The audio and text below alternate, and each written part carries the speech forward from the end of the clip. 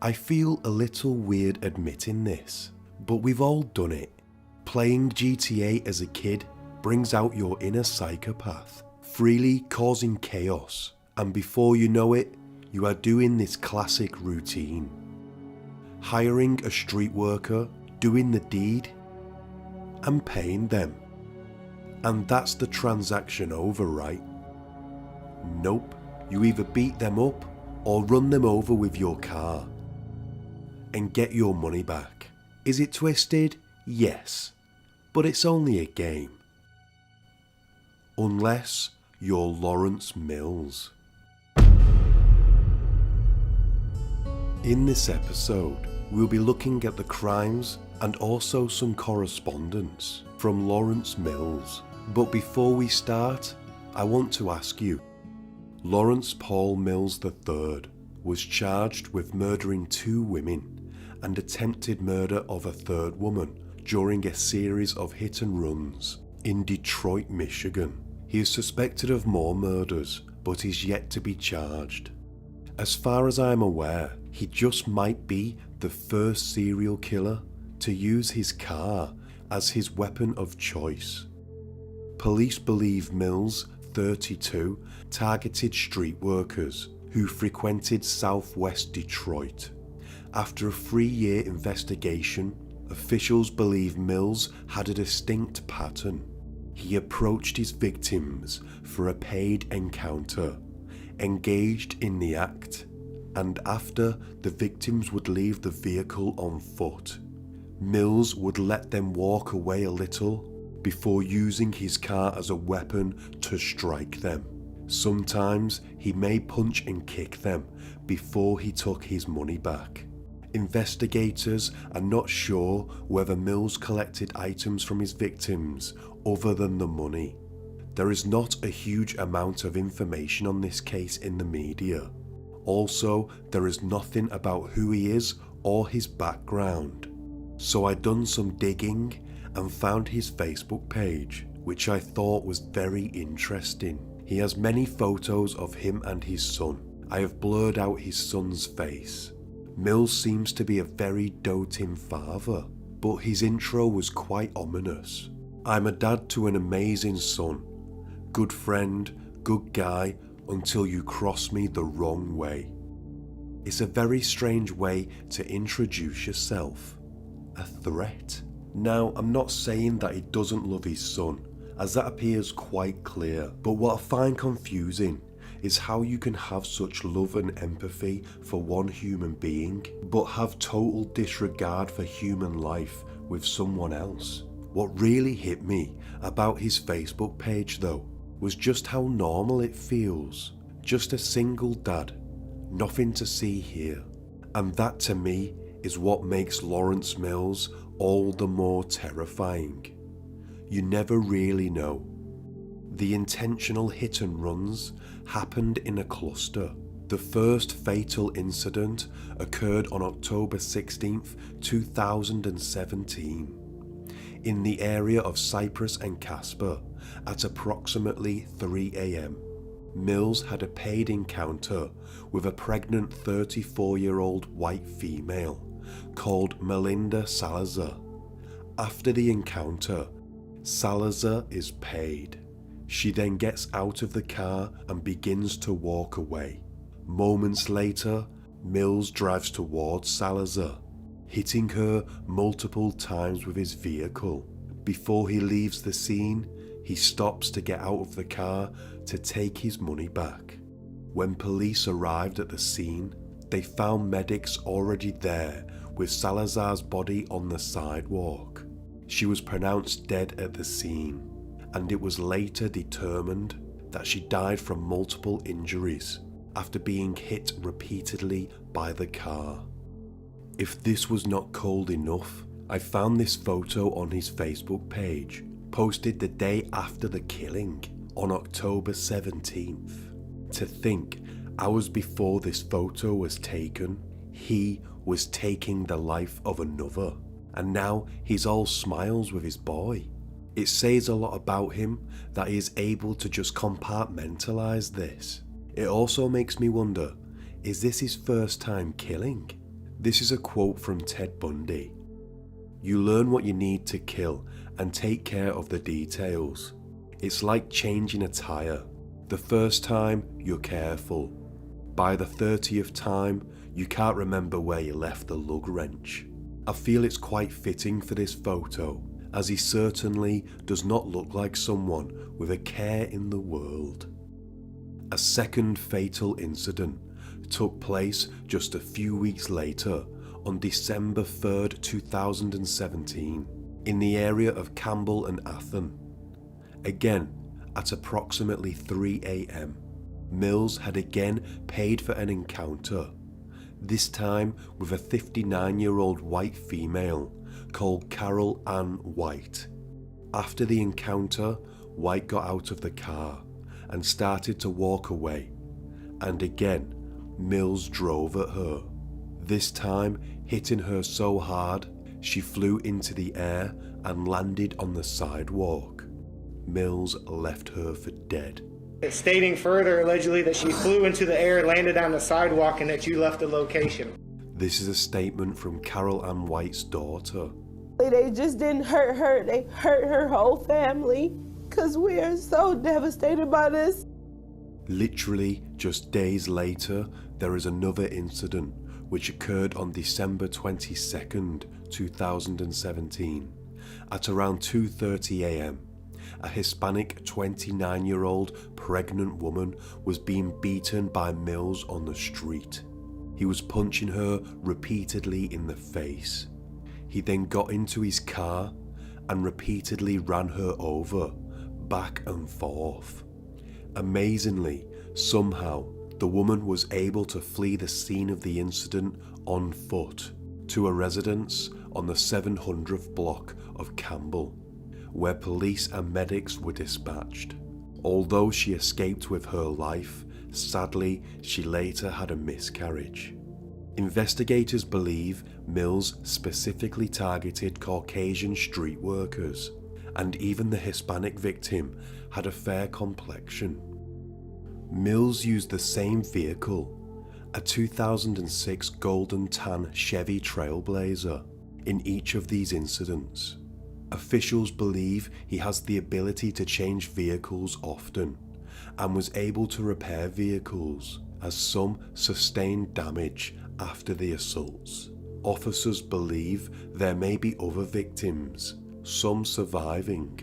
The first non-fatal incident, which took place on March 17, 2017, at approximately 4 a.m, involved a 48-year-old white female who was struck in the area of Michigan Avenue and St. James. According to officials, this was done using his usual MO, having paid for an encounter, running them over, and taking his money back before fleeing the scene. Investigators also believe there may have been a fifth victim from a homicide in 2018, in which Mills used a dark-coloured Chevy Colbert. The letter I'm about to show you is correspondence with Mills, kindly given to us by the people at True Crime Murderabilia Facebook page. I recommend that if you are interested in true crime, to give this page a like. I'm not sure about the differences between jail and prison, because I've never been in trouble before this. Jail sucks. I'm on a cell block with 10 people, 1 phone, 1 tablet. I've been here since April of 2020, and we have only gotten recreation to go outside 4 times. We cannot see outside, and really do not get many channels on the TV, lol. I'm in jail because 2 people died due to my reckless stupidity and being intoxicated and under the influence of drugs. I'm ashamed of myself and very angry with myself for letting so many people down and breaking apart families. I truly did not mean for deaths to occur. Thank you for not judging me, as stories always have 2 sides. The news and police made me out to be a monster, but that's their job. Clearly, I'm not a violent monster, because I did not get a life sentence, and I will be out again to try and salvage whatever family, friend, life I will still have.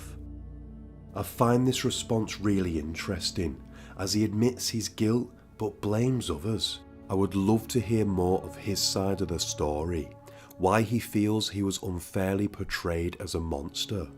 I do not feel he truly understands the gravity of what he has done. If you did, then surely you would not be blaming it on addiction and judging your own morality based on your convictions. Further, I think this photo is damning, as it shows he was not some crazed monster at the time, but in fact had self-control. Although I know addiction comes in many forms, I still cannot see it as a valid excuse for murder. That's all we got time for in this episode. Until next time, stay sane.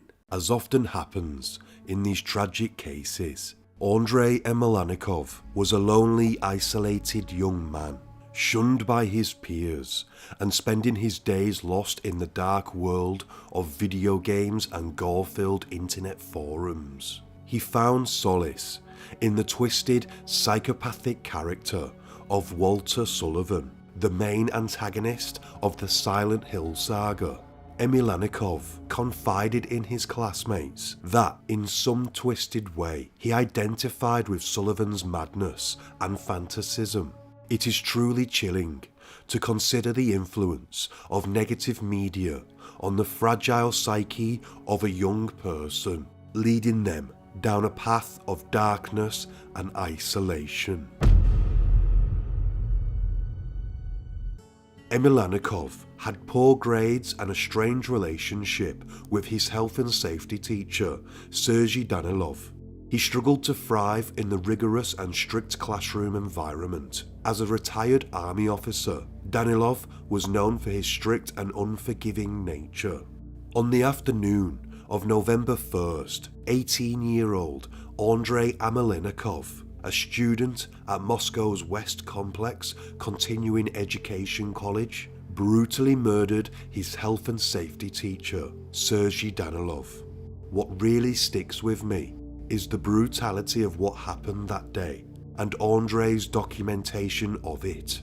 The 18-year-old posted pictures of a gruesome crime scene on the internet, including selfies where he appears to be smiling while standing over the victim's body, holding the murder weapon. These actions are in stark contrast to what people who knew Emelianikov said about him. He was quiet, kind and withdrawn, said one of his former classmates, who knew him until 9th grade. Emelianikov was a quiet boy who never got into fights and rarely ever raised his voice. He always got along with the teachers and did well in school, but he was homeschooled after 4th grade. Some people said it was because of psychological issues, whilst others said it was because his family moved. The classmate says she remembers that he always said hello to other students when he came in for assignments, but he never really said much about himself. Boys at the school would sometimes bully him, so he started bringing a knife to school, although he never used it and never threatened anybody. Even though his friend paints him as a gentle person for the most part, there is something wrong if you are carrying a knife to school. His mother said that she did not see anything untoward in his behaviour. Andrei spent most of his time by the computer. He was a big fan of computer games. Andrei was in fact an avid online gamer. A girl called Margarita said, "We made friends online. He seemed to be a completely ordinary guy with a good sense of humour." She said he had been translating a comic book called Bloodstain from English into Russian. Reading comic books was a big passion of Emelianikov's. He also enjoyed participating in a gore-themed internet forum. This forum is where at home he found solace. He would connect with other depressed, vulnerable teens. The internet has many positives, but it's dangerous in cases like this, where it serves to progress the decline. Most of what was written on the website was dark fantasies, but only that, a fantasy.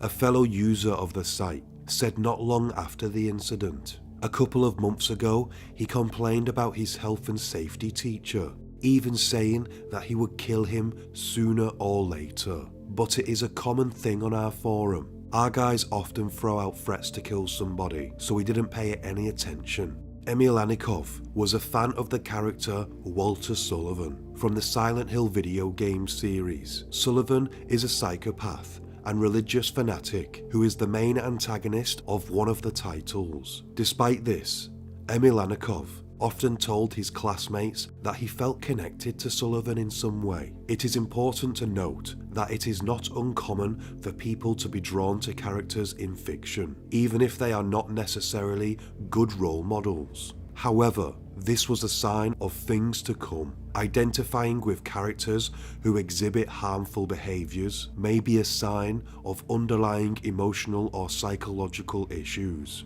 It's easy to say in hindsight, and by what people have said about him, no one really could see the whole picture of Emelianenko. He kept himself hidden, even on the Gore forum where he shared his fantasies. One member of the forum told authorities that Emelianenko had been including the hashtag 1117 on his posts. Chillingly, Andre committed the murder on the 1st of November 2017. The forum member continued. He began to write this number under his posts in our group for a while. Does this mean that he planned the murder long ago? I personally think yes. This was premeditated. I'm not sure why the teacher was the target. Although they never got on, it obviously did not warrant what happened that day.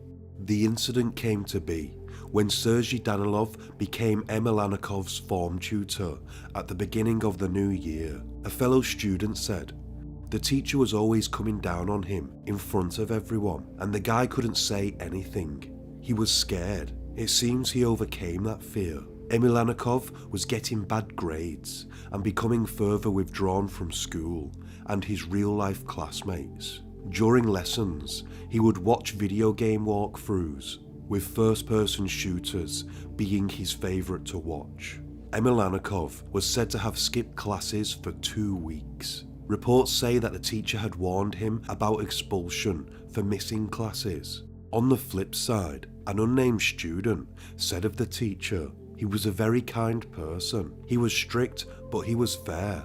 He was like a father to us.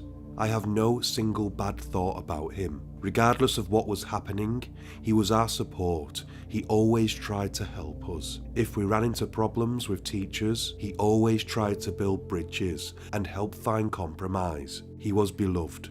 Unfortunately, Emelianenko did not see things like his fellow students. The attack took place during break time after a lesson in an auditorium.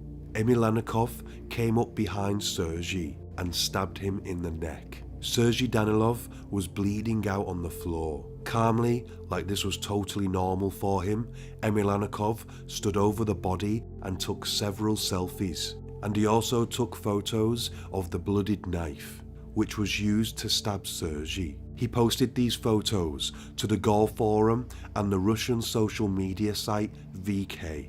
Emelianenko used an avatar of Walter Sullivan as his character profile, accompanied with a song called November's Doom, as well as the photos of the dead teacher. A member of the forum, to which Emelianenko belonged, said the hashtag 1117 was used. Emelianenko then goes further. He then poses with a circular saw, smiling with a toothpick like this is something to be excited about. He then shared this as well before brutally turning the saw on himself. Chillingly, all the witnesses say there was not a single scream from the auditorium during the ordeal. It was another teacher who walked into the brutal scene and first found the body of Sergei. Emelianenko's body was later discovered under a desk. Sergei Danilov was the father of 3 children, the youngest a daughter, aged just 1. The photos that Emelianenko posted were online for only a couple of minutes before being deleted and the student's profile closed by the website's moderators. Police later discovered that Emelianenko had been threatening to kill the teacher he hated for some time. The case caused a lot of international interest as it reopened the debate on violent video games and their impact on mental health, a debate that may go on forever. In my personal opinion, I believe that there is a good chance these games and being in gore forums drove Emelianenko down a darker path than if he were never to have seen such things.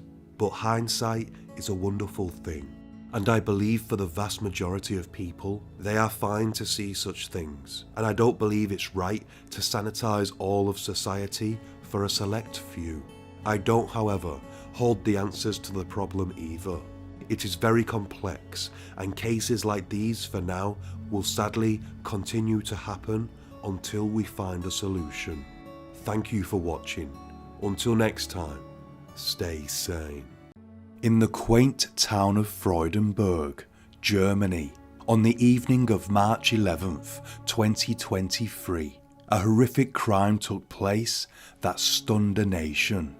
The brutality of the act was only surpassed by the identity of the perpetrators, two schoolgirls aged 12 and 13 years old. The victim was their own classmate, who is only known as Louisa, and the killing was executed in cold blood. But what could have driven these girls to commit a horrific act of violence?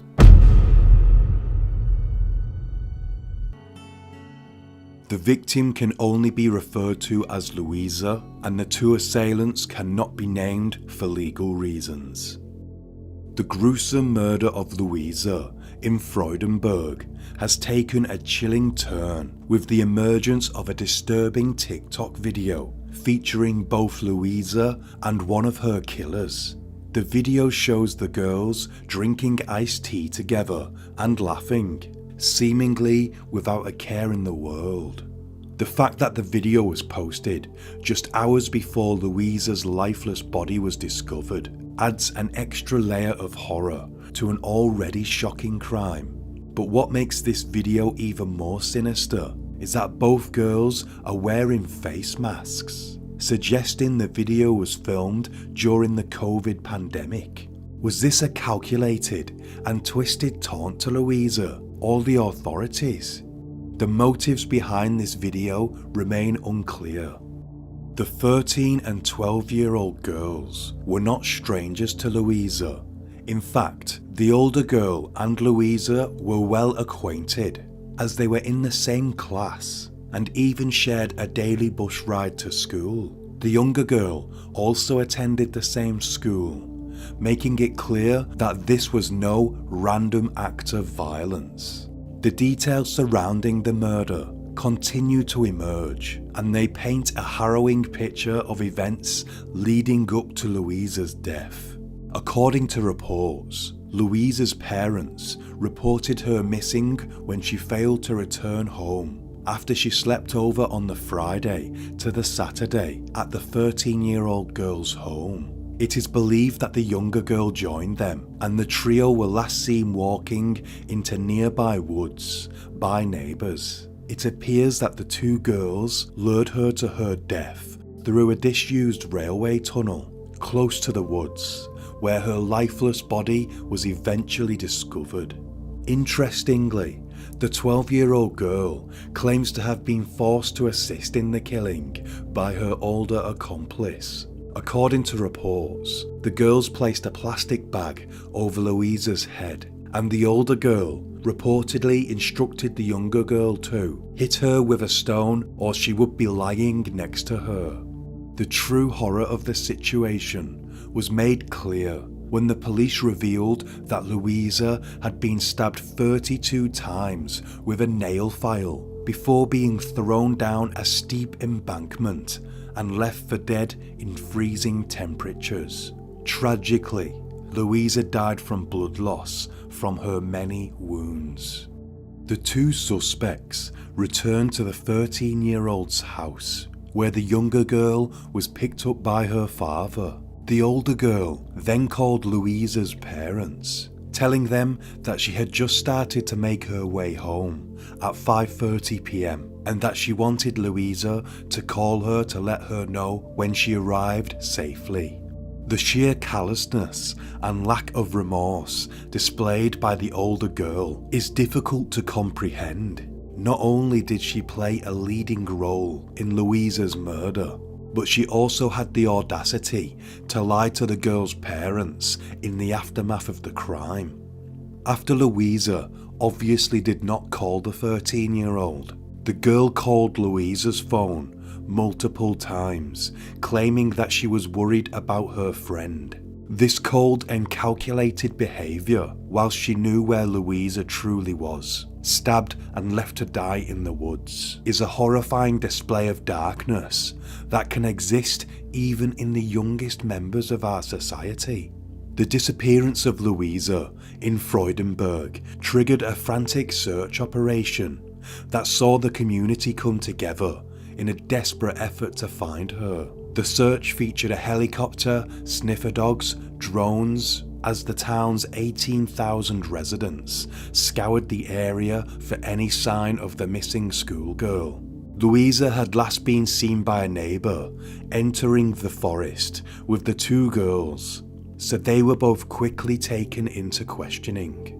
When Louisa's lifeless body was eventually found the next day, less than a mile from her home, dumped near a cycling lane, her body had been brutalised.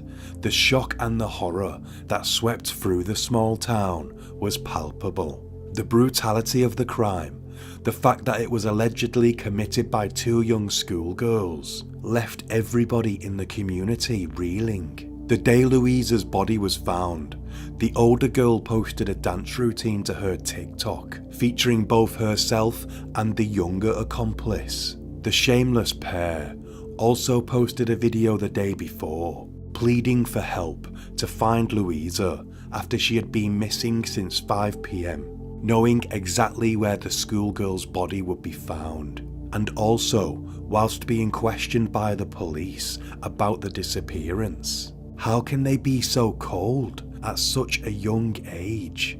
With their dance routines and pleas for help, the comments section became inundated with messages of disbelief and outrage. One comment read, "I can't believe you're posting a dance video the day after the murder," whilst others said, "How can you do this? I can't believe this." Another classmate added, "When your chair in the classroom was empty this morning, we all knew what was going on." However, there has also been criticism of the police's handling of the situation, with some questioning why the 13-year-old suspect was allowed to remain active on TikTok, allowing users to watch her videos and read the comments. Police said that under questioning, the two girls started to make contradictory statements, and both had confessed on the Monday. Louisa had been friends with her killers before falling out with them. According to some of their classmates, an unnamed boy had caused a rift between the girls, who were supposedly best friends, leading to tensions and ultimately the tragic events that unfolded. It has been reported that the 13-year-old suspect was bullying Louisa for months after their friendship fell apart, with Louisa eventually confiding in her teachers about the situation. It is believed that this confession may have been the trigger for the violent and senseless revenge attack that followed. Following the discovery of Louisa's body and the thorough investigation by the authorities, the two suspects in the case made statements about the matter and ultimately admitted to the crime. Despite this admission, due to their age, the girls have been taken into the custody of a youth welfare office instead of being placed in a cell.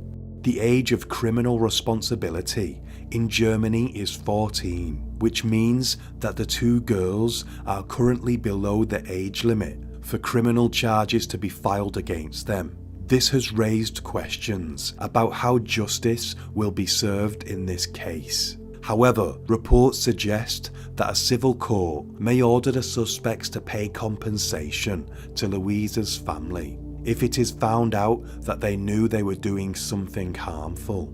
Under this arrangement, the girls would be expected to make repayments as soon as they have jobs, and these repayments could last as long as 30 years, taken straight from their salaries. Whilst this may provide some measure of justice for Louisa's family, there also has been calls for the suspects to face charges despite their ages. Germany's Justice Minister, Marco Buschmann, has reassured the public that serious crimes such as this cannot go unpunished, and that while children under the age of 14 are not prosecuted, the legal system has measures in place to react to serious acts of violence by children. The girls' parents have gone into hiding for their own protection, and they have been informed that the girls may need to have new identification upon their release.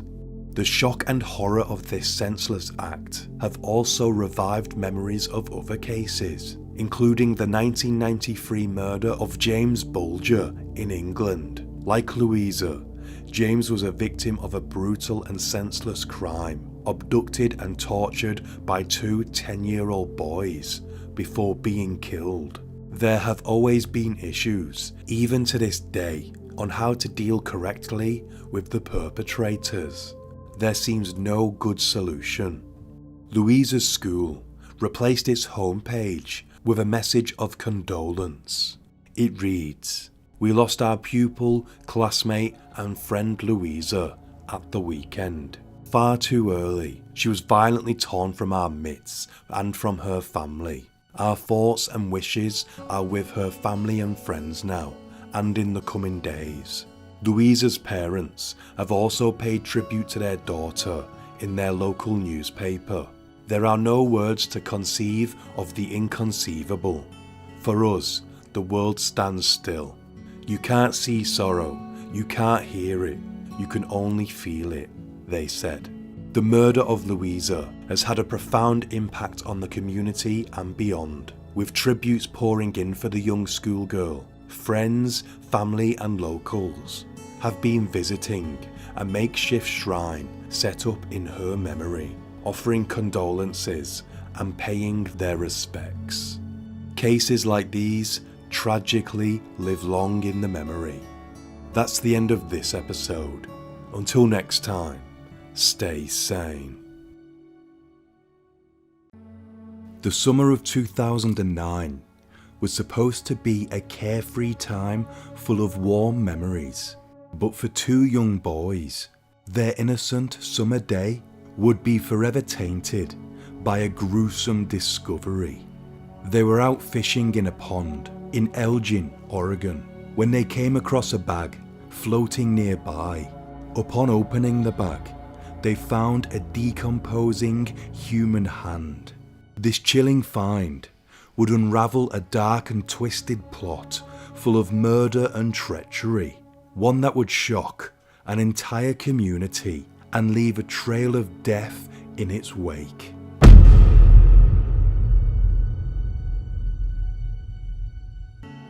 The police were soon notified of the boys' discovery.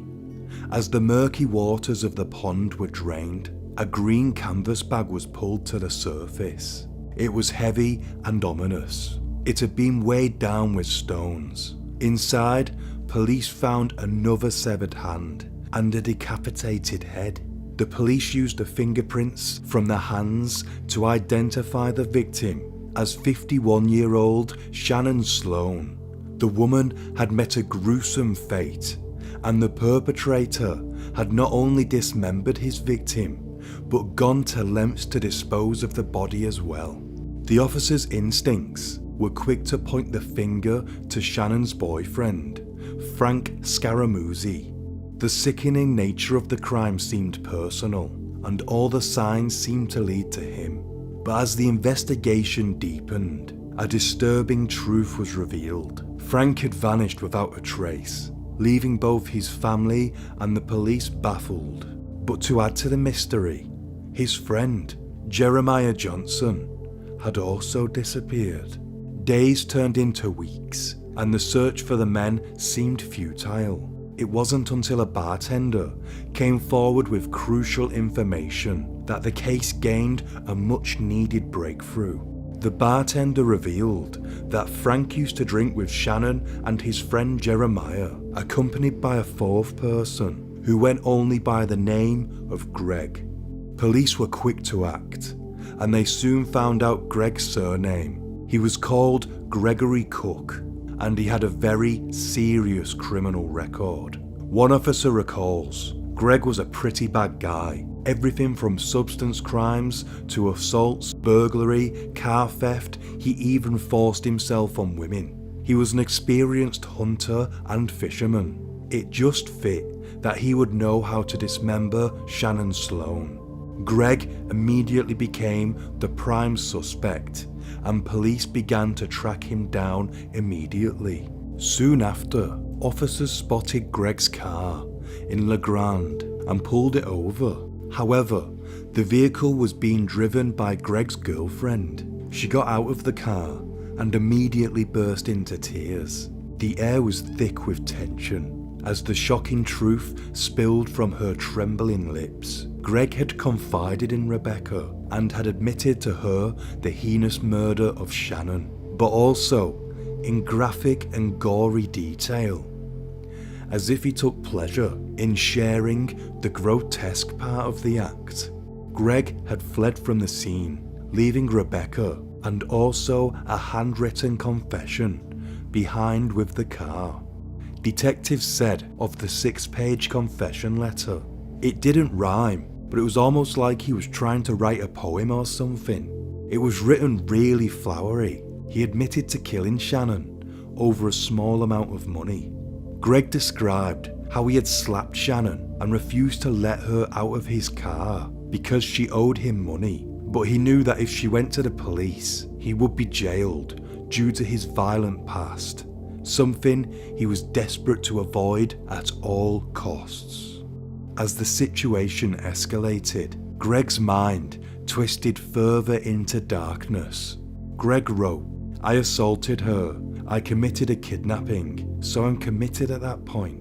There was no going back in his mind. And so, in a moment of calculated violence, he took Shannon's life. He would later state during interrogation that he had lured Shannon into the woods barefoot, claiming that he gave her a piggyback ride when her feet were sore. Once deep in the forest, there among the trees, Gregory stated that he strangled Shannon to death with a rope that he had twisted around her neck. But the truth of what happened in those dark and foreboding woods was far more sinister. The image of Shannon being led barefoot into the woods, unaware of the terror that awaited her, is harrowing. The reality of what happened to her was far more brutal than Greg would like to admit.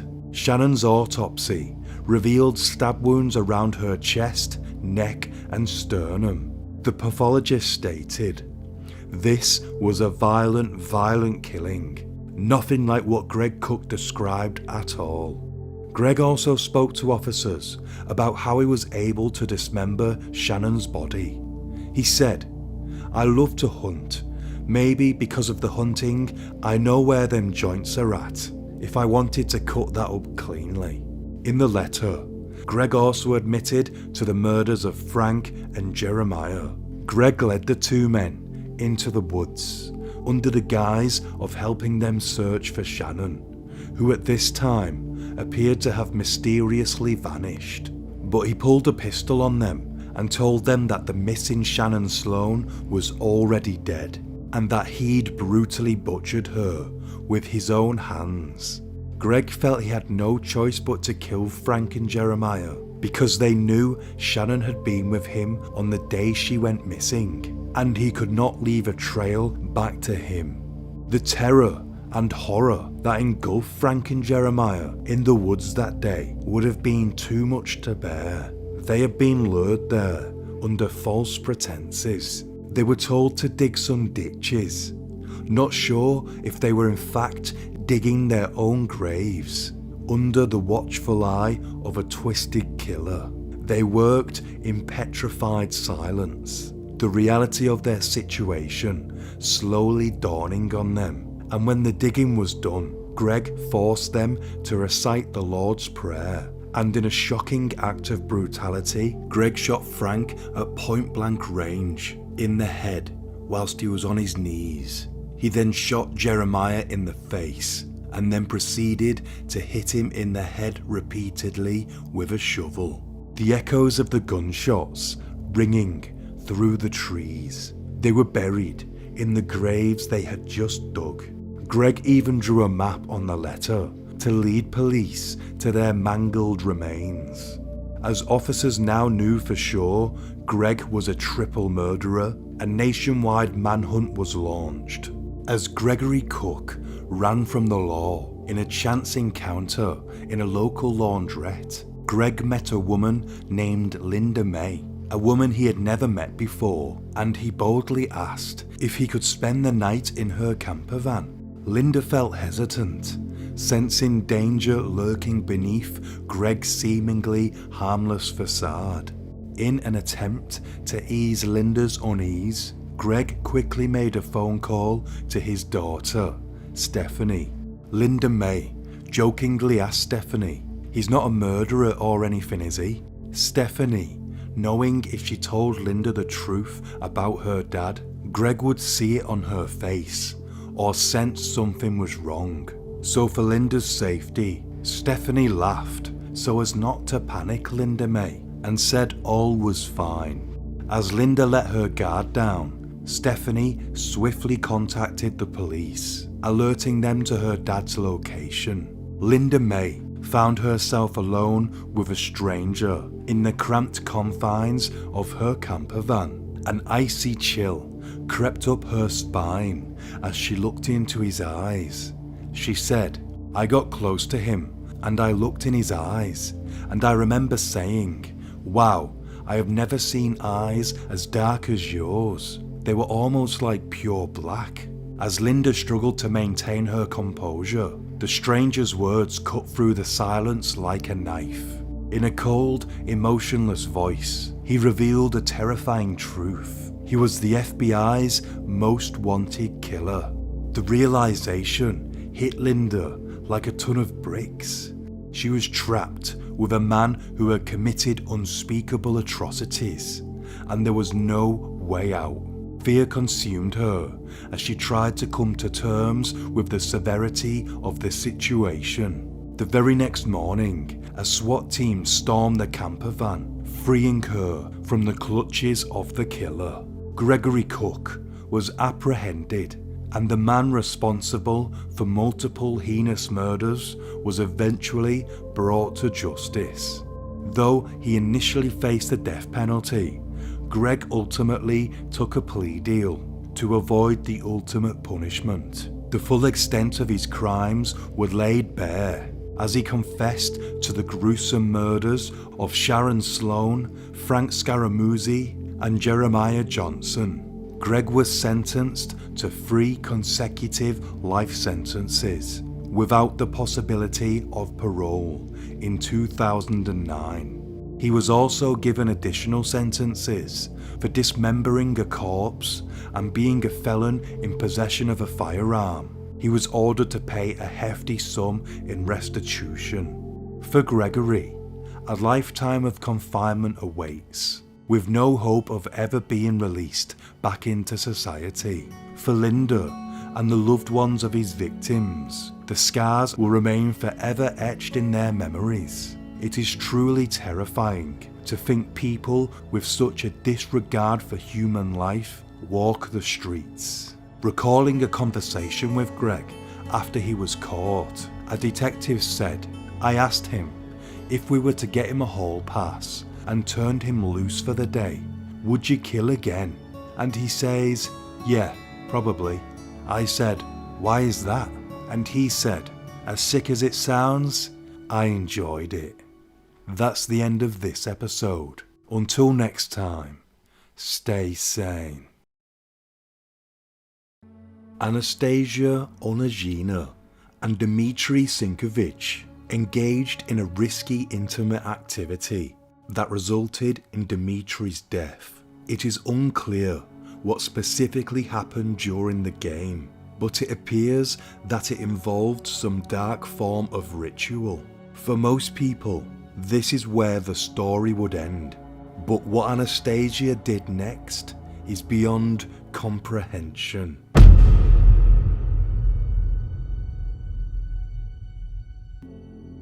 The quiet streets of Oryol, Western Russia, were rocked by a shocking and gruesome case that sent shivers down the spines of the locals. 21-year-old student Anastasia first claimed that she found her boyfriend Dmitry, 24, dead in their apartment. Most of us at this point would phone the emergency services, but something drove Anastasia to commit the heinous act of butchering her boyfriend's body. Dmitry was a former conscript soldier in the Russian army and also a former police officer. At the time of his death, he had been working as a barman. Both Anastasia and Dmitry had extreme tastes in the bedroom. They both shared an interest in the occult and took part in perverse, intimate games with one another. And neighbours complained about them because of the frequent orgies held by the couple and the loud, party-like atmosphere that would continue for hours during these sessions. As the investigation delves deeper into this murky world, a chilling and macabre picture is emerging, revealing the horror that took place within the walls of the couple's apartment. Dmitry posted satanic images on his social media account, along with personal images of him and Anastasia. His final post was of the pair of them walking the dog at 7:50 AM. It's hard to believe, but later the same day, Dmitry would be dead and dismembered by the hands of his love. It was later revealed in court that he had died from asphyxiation during a rough, intimate session in the apartment, but it still doesn't explain to me why Anastasia would go on to do what she did. Looking further into her background, her father is a police officer, and she was previously married to a man who died in suspicious circumstances shortly after their wedding. After his death, she was sentenced to a psychiatric hospital for 1.5 years, but was then released. Anastasia initially claimed to have accidentally strangled Dmitry during their intimate session, leading her to dismember his body in an attempt to avoid the blame for his death. However, her story has since changed, and now she claims to have no memory of the killing or dismemberment. These conflicting reports have added further confusion to an already shocking case. Revealed through chilling police evidence, Dmitry's corpse was found to have been crudely butchered with a kitchen knife to resemble the satanic idol Baphomet, a gruesome and macabre act that defies understanding. She beheaded him, cut off his genitals and cheeks, severed his limbs, removed several fingers and toes, and then gutted him. Some pieces she threw into the bins outside, others she stored in the freezer, and yet more were hung on hooks around the apartment like a butcher's shop. The body was drained of blood, dismembered and mutilated in a way that suggests a ritualistic killing. She began by chopping off his lips with the knife. Anastasia is said to have stored Dmitry's head, hands and feet in the fridge. Lawyer Yulia Minazova said fingers were cut off that Baphomet usually folds inwards in images, and he has cloven hooves, which seems similar to the severed toes on Dmitry's feet. Many sources describe Baphomet with blonde curly hair. Dmitry had the same. Dmitry's body had also been subjected to multiple spindle-shaped punctures on his shoulders. It is believed this was done to attach wings to his body, as Baphomet is often portrayed. The mutilation was not just practical, it was creative, indicating that it was done to carry out a ritualistic sacrifice, rather than the practical act of disposal, as Anastasia had first claimed.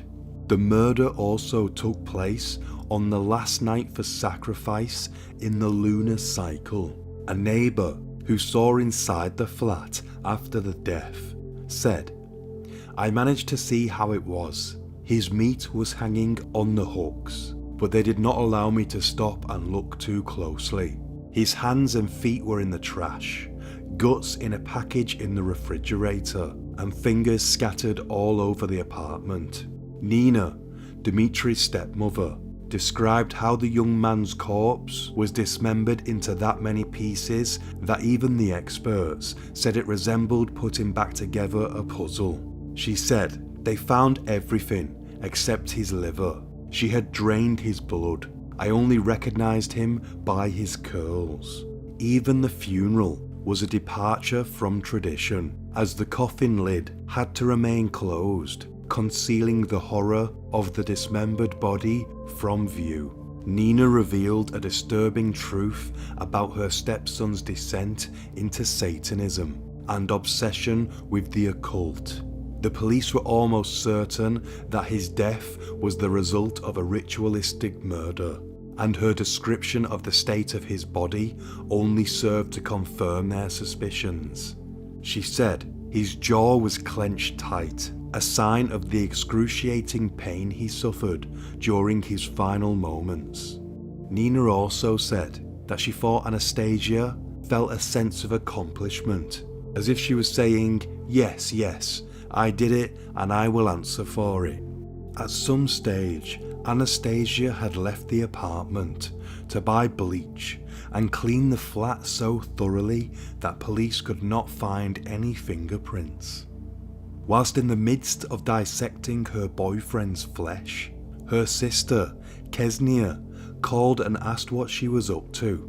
Chillingly, Anastasia replied, "I'm dismembering my boyfriend."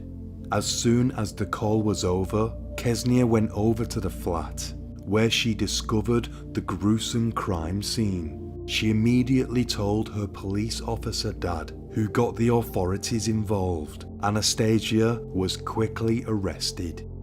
A judge imprisoned her for 10 years. She was convicted of accidental death and abusing the body of the deceased. There are no other police suspects, even though Dimitri's family have questioned whether others were present when the body was dismembered, suggesting it was unlikely Anastasia did this alone. Dimitri's father, Igor, said that his son had told him that Anastasia's father was a businessman who could get him a good job. "I told him, be careful with those businessmen, Dima, so that they don't tear your head off. I didn't think this is literally what would happen." A message on Anastasia's social media was dedicated to Dimitri and still says, "I want 3 things in this world: see you, hug you, kiss you." The chilling reality is that even with the benefit of hindsight, tragedies can still occur. The woman's past and her interest in the occult may have been overlooked, but the consequences of her actions were all too real. Additionally, it's important that the couple's interest in the occult and fascination with Satanism may have been seen as a harmless or passing phase, rather than a cause for alarm. Perhaps it's the ease with which we can ignore the warning signs that makes it all the more unsettling. In the end, it's difficult to say whether anything could have been done to prevent this tragedy. Thank you for watching. Until next time, stay sane. Whilst making these videos, I see a lot of dark things, but recently I came across something that really hit me. I think maybe because it was caught on camera. Sometimes simply just reading the events doesn't give you the full impact of the savagery that happened. This case is extremely sad when a son brutally attacks his mother, and I am sure that he relives this day over and over again.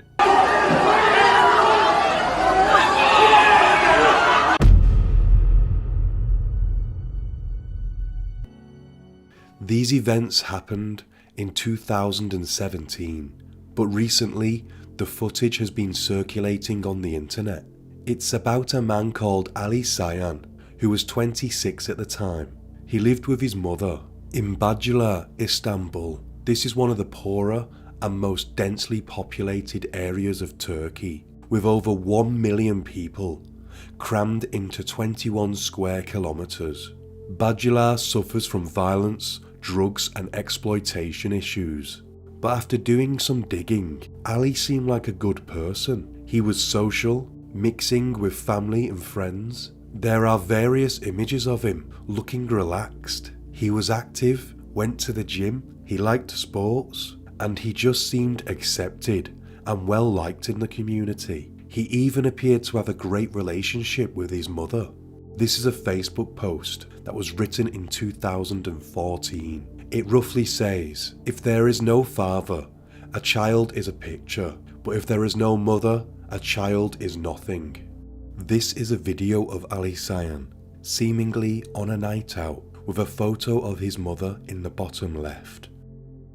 He actually looks quite intimidating in these images, but I think it was just for show at the time. I'm assuming this is in Istanbul city centre. This is his mother. She looks so innocent. She has a feeling of being a family woman, but I cannot find much information about her. This is the pair of them together. Just a short time after this video, the brutal attack would take place.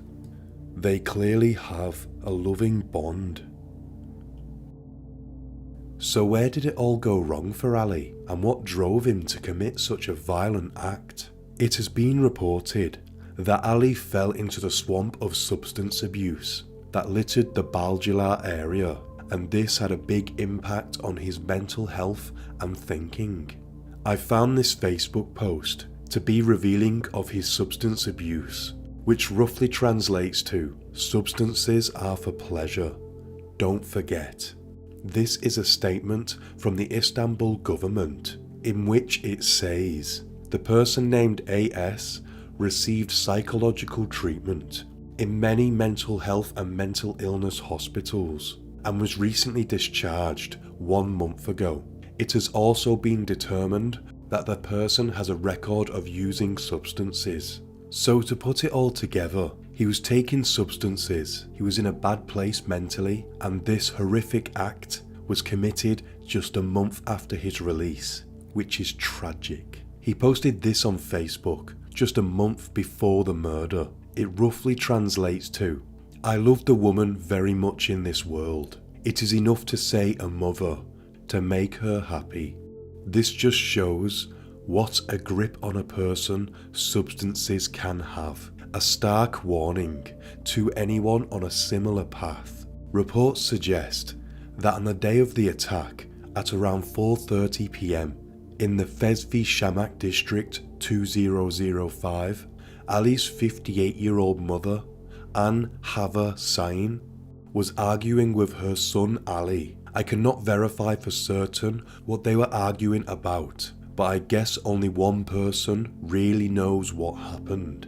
But something made him fly into a rage, with just him and his mother alone in the flat. He grabbed a large knife and confronted his mother, threatening her. He proceeded to attack her by stabbing her multiple times and then slitting her throat. He then severed her head and took it to the balcony, where passers-by looked up at him. He raised her head up, showing it almost like a trophy, before throwing it onto the street, where it landed in front of a passing motorbike. This was all captured on camera. The authorities confiscated a video showing the mother's murder and pursued the individuals responsible for its social media sharing. A statement read, "The people named SA, 19, NA37 and GK47, who used their mobile phones to capture the crimes and share these images with the media, were located and arrested in the location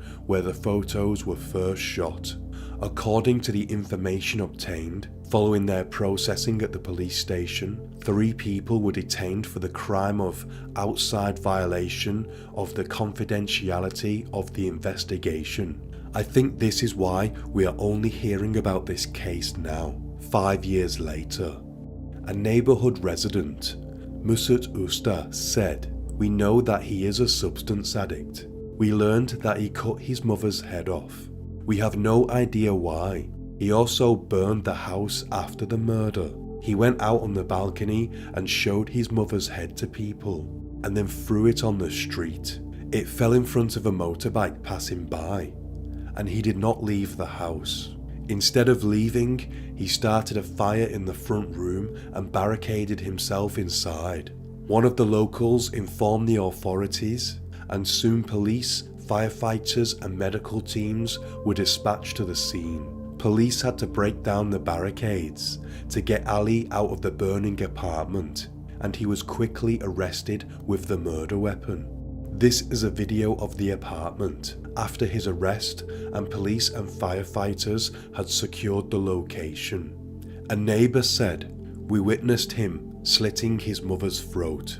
Then I went downstairs. The gunfire then followed. He might have received a leg shot. Then he attempted to set the home on fire.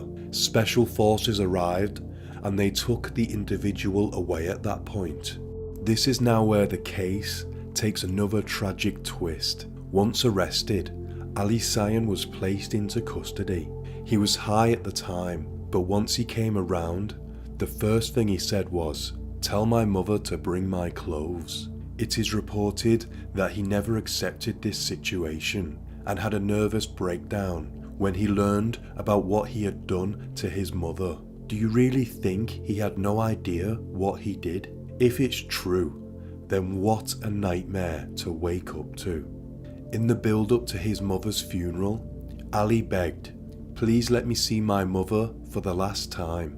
It is also rumoured that he may have harmed himself around this time.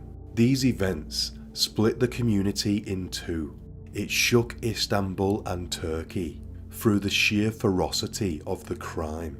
While some argued that his mother would not want her son to be in prison, and he was under the influence at the time of the incident, he committed the act unintentionally and should not be prosecuted heavily, while others argued that he chose to use substances, and that was his choice and his alone, so he should receive the punishment he deserves, regardless of the mitigating reasons.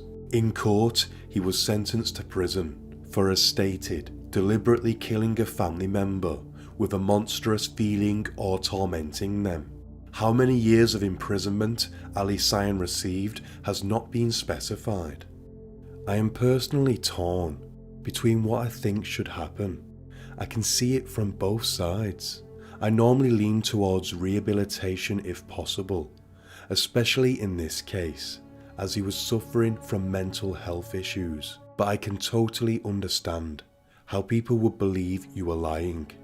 I mean, if you did anything like that horrific, the easy thing to do would be to say, "I don't remember it happening." I also feel for the family members in this case and how conflicted they must feel. Finally, I believe that a society should be judged how it treats its most vulnerable and worst members of society, and in this case, Ali falls somewhere in the middle. That's all we've got time for in this episode. Until next time, stay sane. In the small village of Argoed, South Wales, a tragic event unfolded on the evening of November 5th, 2014, at the Sahawi Arms Hotel, a local halfway house. Mandy Miles, the landlord of the establishment, was alerted that one of her tenants, Matthew Williams, was violating the rules of the establishment by sharing his room with a woman. Concerned, Mandy and her son decided to check on the situation. After failing to receive a response to their knock, they used a passcode to open the door of the room. It was a scene that would forever be scarred into her memory. Mandy recalls, Matthew was leaning over the lifeless woman on the floor. I knew she wasn't alive by the amount of blood on the floor. Frantically, Mandy dialed 999. The distressing call was later played in court, where she can be heard shouting in horror. He's stabbing her face with a screwdriver. He's actually chewing her face. Blood is everywhere. It's like a horror film. Is this really happening?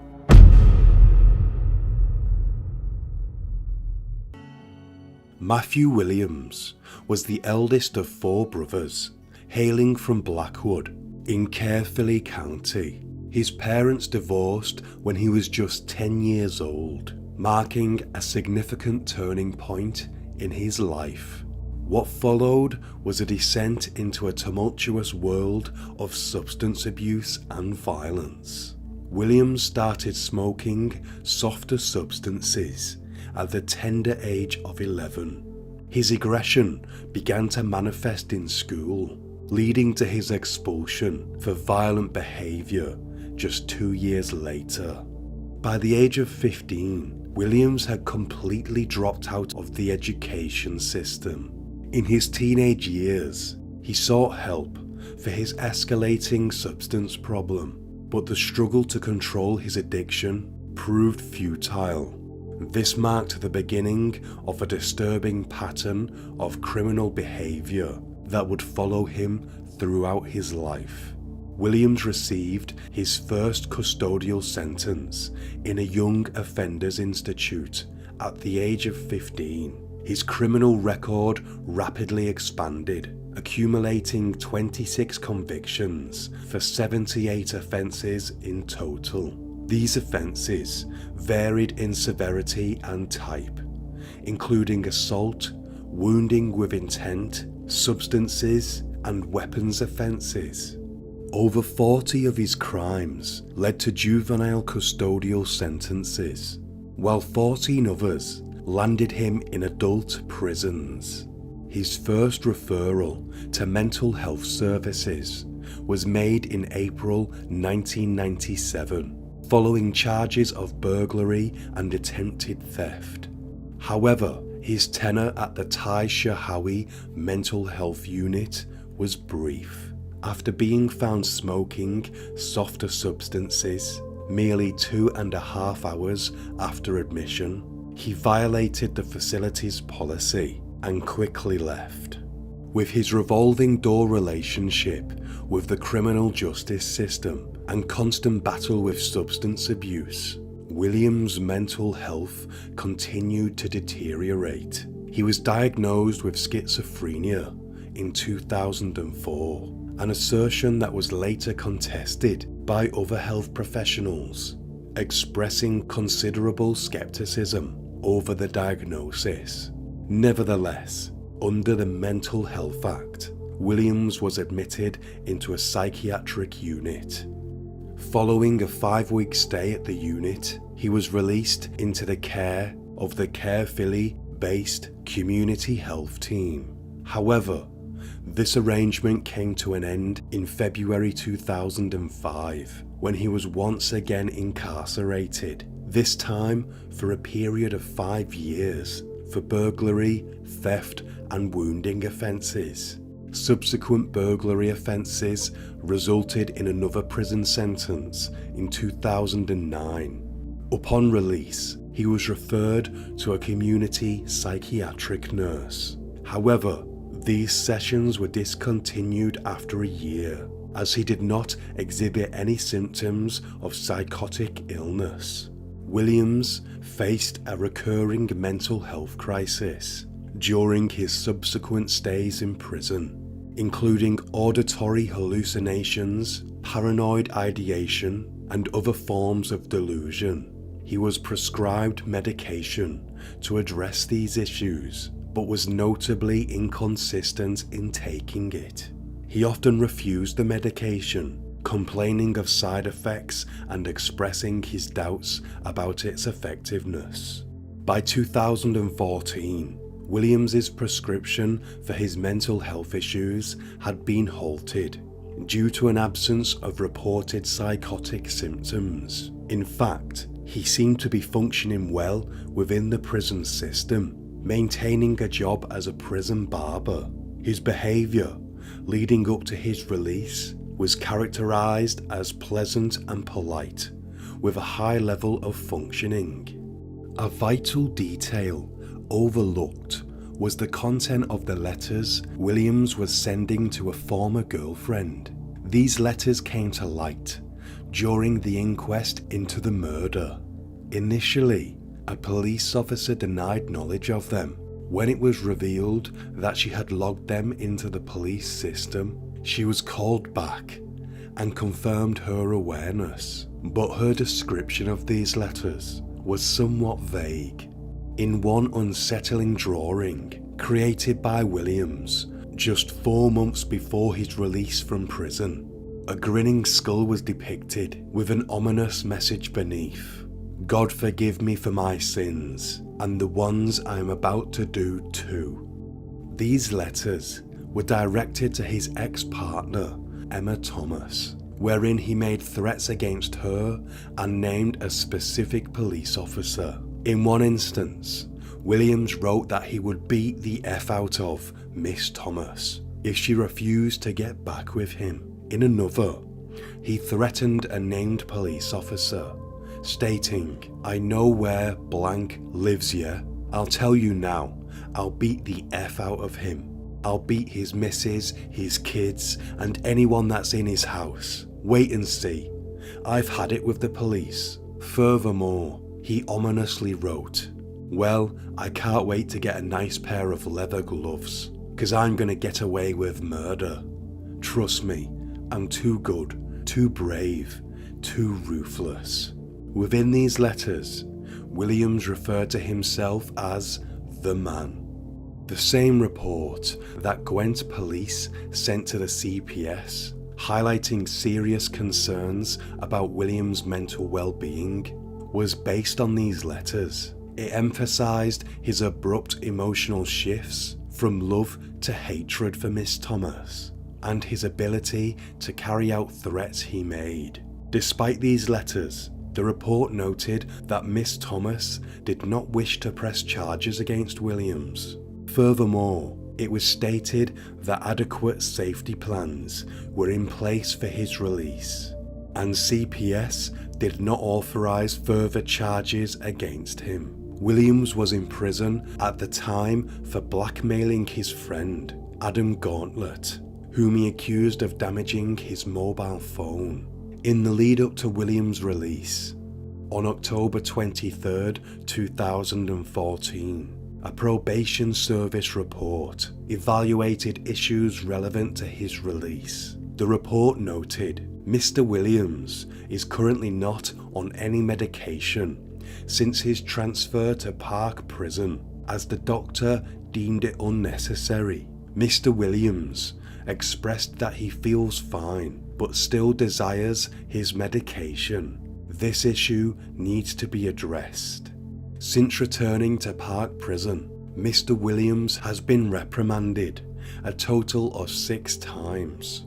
2 of these incidents involved violent behaviour, one of which involved him allegedly sending a letter to another prisoner in which he threatened to assault them and their family members upon release. Emma Thomas, now 42, is Williams's ex-girlfriend. She said, "He has been violent towards me. It would be when Matthew's head would just go. I can't say there would be a warning because it would just happen." From prison, he kept writing me. He tried to ring me a few times. I was refusing the calls. I was trying to move on with my life. I had some threatening letters from Matthew towards police officers, their wives and children. I knew that Matthew knew where these people lived, and I really took what he put in his letters seriously. because at the time I thought he really meant it.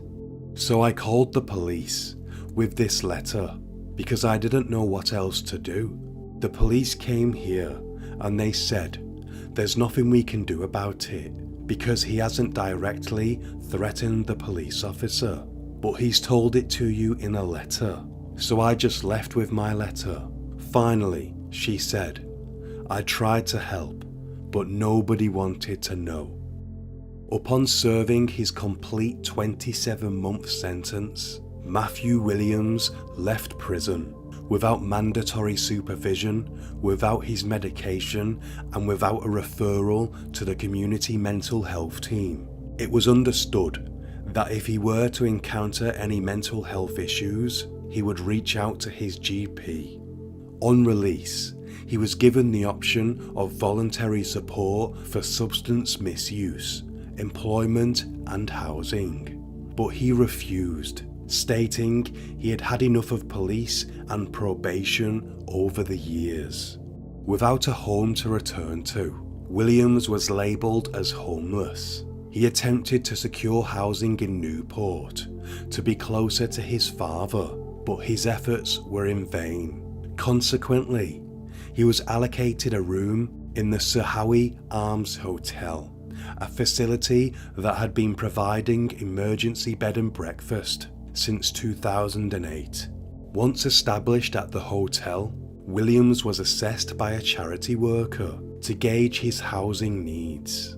The worker described Williams as quiet, with peculiar eyes and a touch of sadness, but generally perceived to be doing very well. Williams, however, did not maintain further contact with the charity. In the 2 weeks following his release from prison, those who interacted with Williams described him as being in a low mood and having a pessimistic outlook towards the future. Despite this, they did not observe any signs indicative of psychosis or mental illness. His best friend, Roddery Moore, said Williams seemed fine after his release from jail, but deteriorated after the first couple of days. He said he was taking substances on a daily basis. He said when he looked at a can of Coke, he could see faces. He wasn't very well. He was seeing things, hallucinating. He was annoyed and on edge, depressed. He couldn't get any medication. His mother was trying very hard to get someone to see him. Matthew Williams and Kerez Yem had developed what was described as a flirty relationship in the 2 weeks since meeting in a nightclub.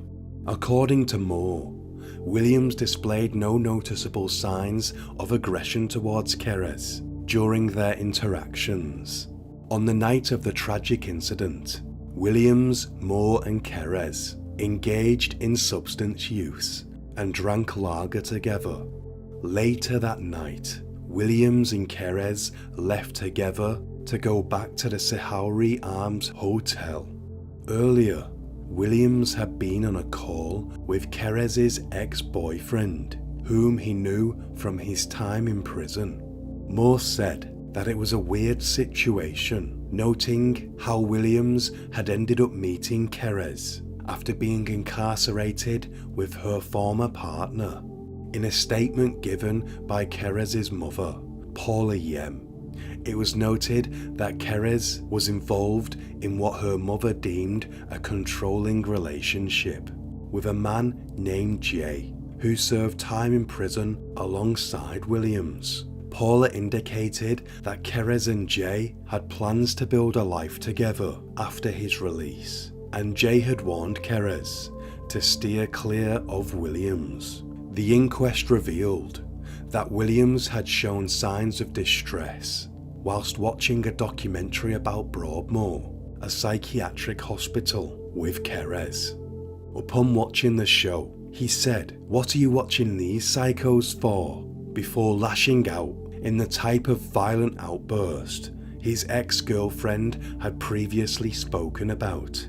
The extent of the injuries inflicted upon Kerez during Williams's attack were horrific. He had used a screwdriver to brutally mutilate her face, leading to the removal of her eyes, nose, ears, and mouth. As a result, both facial arteries were severed.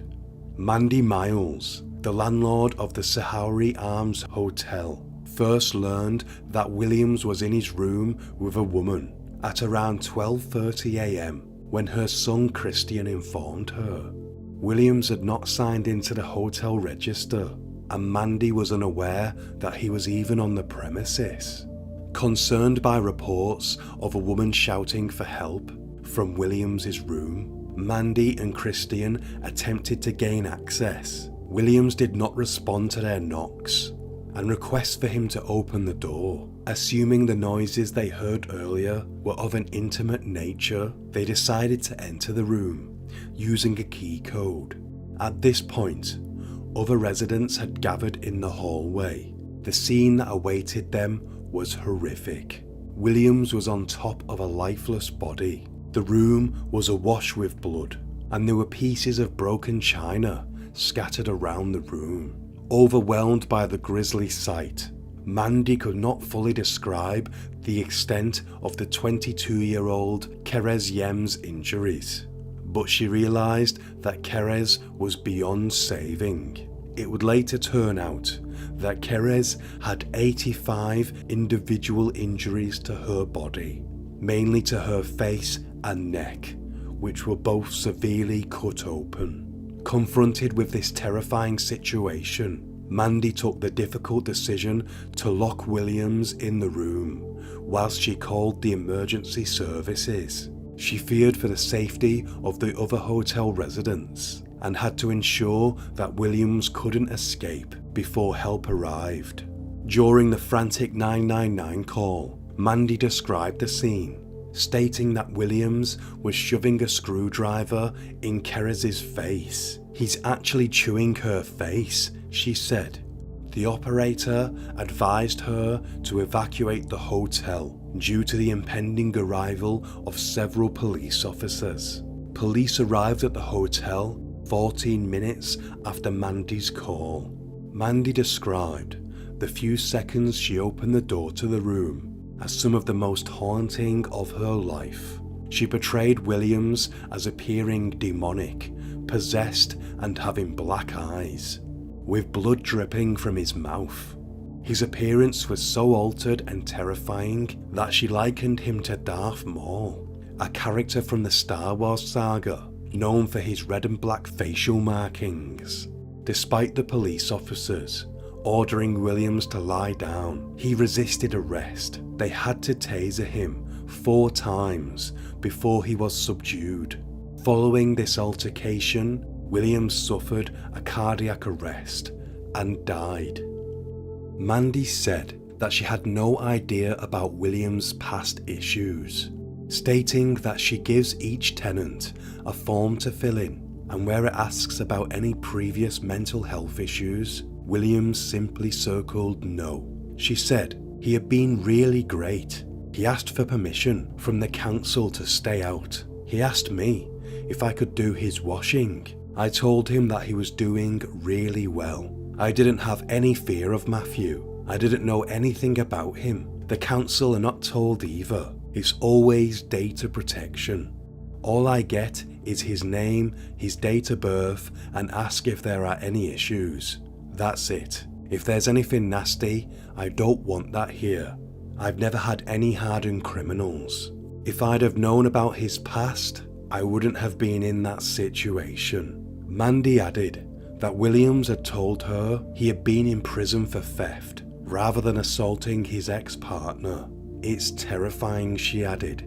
Mandy has now called for more information to be shared between agencies so that she knows people's backgrounds before she accepts them as residents. She said, "I need to know who is walking through my door."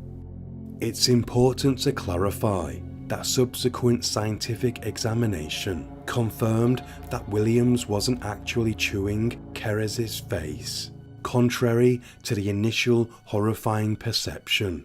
According to Mandy, it looked as though he was. Without speculating too much, we know that there was blood all over his face. Perhaps he was rubbing his face against her wounds. We can't say for certain.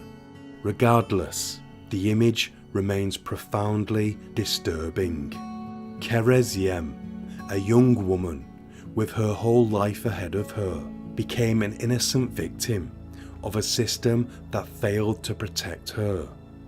That's the end of this episode. Until next time, stay sane. On October 14th, 2012, the bathroom was eerily quiet as Ari Liggett began his meticulous cleaning of the house that he shared with his mother. He scrubbed every surface in the house intensely before finally moving over to the bathroom. It would have seemed like a thoughtful gesture from a 24-year-old son to his mother, but the truth was far more sinister.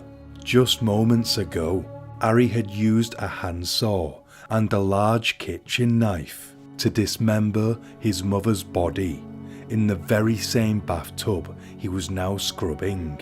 He nonchalantly placed the bloodied tool in the dishwasher as if washing the dishes after a simple meal. Beverly Liggett, 56, had been a victim of her own son's madness. Their home in Centennial, Denver, was far from peaceful, as Ari's long-standing battle with mental illness had reached a point of no return. It was a tragedy that happened between what should have been an unbreakable bond.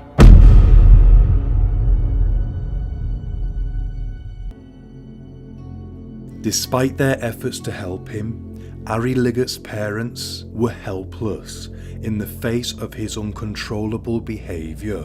He pushed back against any intervention and only spiralled further out of control. His encounters with police became more frequent, and he even threatened his own mother and sister with violence. But Beverly Liggett, a newly graduated nurse, couldn't just abandon her son. Her love for him blinded her to the danger that lurked within their home. She confided in friends about her fear that consumed her, but she never could have imagined the horrific fate that awaited her. From as young as aged 5, Ari Liggett's mental illness was apparent. He was regularly seeing a psychiatrist as a child.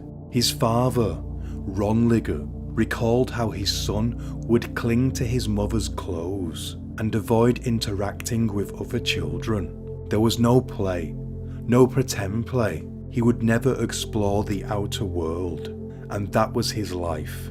Doctors diagnosed him with a range of conditions, including schizophrenia and mild autism. Ari showed no signs of violence, but his personal isolation took a disturbing turn as he grew older.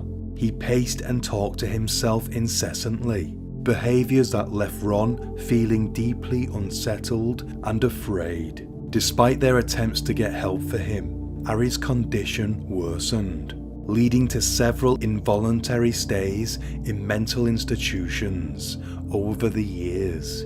Although it appeared almost impossible to deal with, this case shows the devastating consequences of untreated mental illness. The warning signs were there all along. In 2010, at just 22 years old, Ari Liggett's behaviour took a dark turn when he was arrested for manufacturing a silencer. During interrogation, he made a reference to a suitcase containing potentially dangerous substances at a local homeless shelter. It was a moment that set off a chain of events that would end in the death of his mother. The shelter was closed for hours as a bomb squad and hazmat team searched for the suitcase. Inside, they found a jar filled with a granular substance. The deadly compound can become fatal in various forms. Ari was held on a $100,000 bail. but his treatment for mental health issues remained unclear. It is thought he spent the next 2 years in a mental institution. He was also placed on the FBI's watch list. 2 years later, he was back living with his mother. As Beverly's boyfriend of 5 years, Seth Mazier was painfully aware of her entrapment in a dire situation. No resources could rescue her from the looming danger, and the outcome was destined to be bleak. But Seth had never imagined it would spiral so far out of control. The tragedy of it all weighed heavily on him, he said. We were planning to grow old together. We were going to have a good life. She deserved a good life. Unfortunately for them both, fate had other plans. Beverly had graduated from nursing school with honours, dedicating herself to helping people with disabilities. She was deeply loved by both her patients and employers, and her passion for her work was admirable. Seth and Beverly's love story had started on a dating website where they had found happiness in each other's company. Seth said, "We were so happy together. She made me laugh, I made her laugh." They had planned to marry someday, but that dream was now shattered. He continued, "She deserves to be remembered with love and admiration, and she will be." But the chilling reality of her loss loomed large, showing the fragility of life and the cruel twists of fate that can snuff out a bright future in an instant. The mental health of her son Ari had become a looming shadow in Beverly's life, a weight that she could never shake. His condition steadily deteriorated, and her concern for him was all-consuming. She feared the worst for him, the kind of fate that awaited those confined to mental health hospitals. But Beverly's love for Ari was fierce, and she vowed to keep him out of such a place, no matter the cost. Desperate to find out more about Ari's condition, Beverly turned to his psychiatrist, but the law prevented the psychiatrist from sharing any information, leaving Beverly in a state of perpetual worry. She had seen the signs that Ari had stopped taking his medication, and the prospect of him spiraling out of control terrified her. In a drastic move, Beverly removed Ari from her will. She had become increasingly alarmed by his behaviour, and she could not take the risk leaving him with any resources that might enable him to do harm to himself or others. Then, silence fell over Beverly's world. On October 14th, no one had heard from her.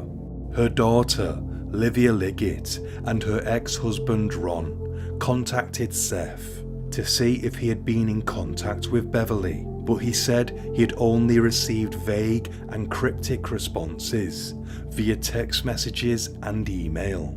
In the lead up to 2012, Ari began a sinister plot. He secretly purchased large quantities of a deadly substance that would act quickly. He spent months perfecting the art of mixing lethal cocktails, all with one goal in mind: to kill his mother.